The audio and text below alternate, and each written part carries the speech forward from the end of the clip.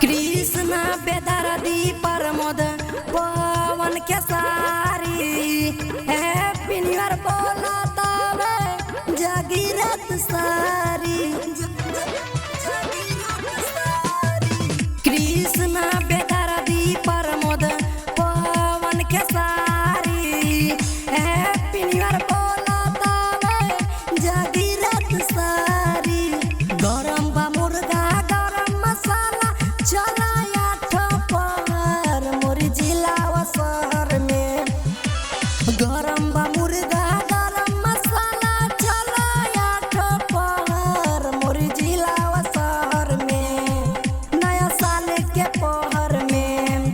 तू कांवर हिलावा बाजता डीजे छपरा के शहर में नया साल के पहर में मोर जिला व शहर में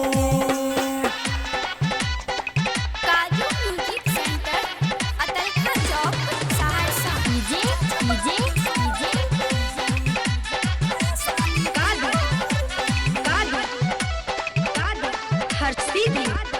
हर्षदीदी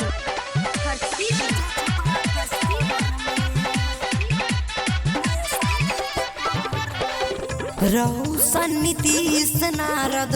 दिल खुश तिवारी मुखिया प्रधान जी अइले भइल भीड़ भारी